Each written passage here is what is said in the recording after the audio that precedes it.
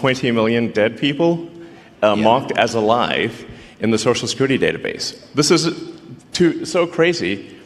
And then you'll notice there's a strange trend here where how many Social Security numbers were issued.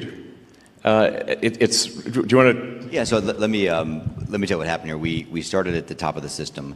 You want to talk about a lot of maybe? We started at the top of the system, mapping the whole system of Social Security to understand where all the fraud was. And there's a lot of great people there that showed us really a lot of waste. And so that came up with a big list of stuff that we're working on. You've heard some of that already. But this is what jumped out at us. When we saw these numbers, we were like, what is this? In 21, you see 270,000 people, goes all the way to 2.1 million in 24. These are non-citizens that are getting Social Security numbers. Yeah, this is a mind-blowing chart. Yeah, this literally blew us away. Like, we went there to find fraud, and we found this by accident. And this isn't political, by the way. My parents are immigrants. Yeah, this country's been great to us. My brother and sister all born in Spain. I'm pro-legal immigration. This is not political. This is not political. This is about America and the future of America. And there are a lot of good people in the system that pointed us in this direction. I want to honor them right now, that work in the government today, who took risks to show us these numbers and tell us what's going on. Yeah. So I want to stop for a minute. I want to honor those people today. Very good people. Very good people. I have been from D.C. to Social Security offices to the border to track this down, and very good people have helped us along the way. I want to thank them. Yeah. This number, what this is when you come in the country, if you're illegal, there's a couple ways to come in. You come in through a port of entry, and you can tell them you're afraid, and they'll give you an asylum case. You'll get an interview, then you get in. That's one way to do it. Another way to do it is to just go to the border. Literally, this happened. I talked to Border Patrol myself. Elon was there too. I went to Laredo, and I went to Bronzeville. Elon went to Eagle Pass. You walk up to a Border Patrol officer, and you tell them you want to come in. They have a couple of choices. They could charge you with a misdemeanor or a felony under 1325, or they can make it an administrative offense, like a parking ticket, basically. They were told to do that, make it an administrative offense under the last administration.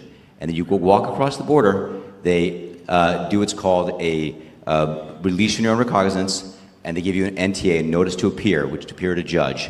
The wait times on judges are like average 6 years. Look at Grok, you'll see it on immigration judges. There's only 700 of them. This is 5.5 million people. Okay? So what happens then? Once you're in the country and you got asylum through one of these pathways, and we mapped the whole thing out, you can apply for a work document. You file a 765, it's the work form. You get this form called the 766, that's the authorization, and then Social Security Administration automatically sends you in the mail your Social Security number. No interview. No ID. This is worth just reiterating. It's not people sometimes think that under the Biden administration that he was simply asleep at the switch. He wasn't asleep. No. They weren't asleep at the switch. It was a massive, large-scale program to import as many illegals as possible, ultimately to change the entire voting map of the United States and disenfranchise the American people and make it a permanent, deep blue, one-party state from which there would be no escape.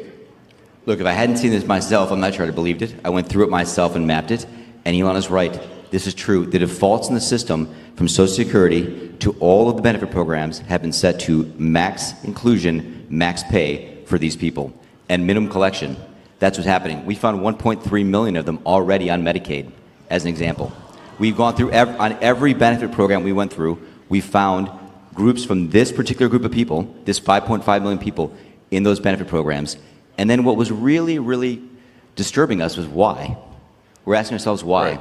And so we actually just took a sample and looked at voter registration records. And we found people here registered to vote in this population, yes. And who did vote. And we found some by sampling that actually did vote. And we have referred them to prosecution at the Homeland Security Investigation Service. Yeah. Already. That is already happening.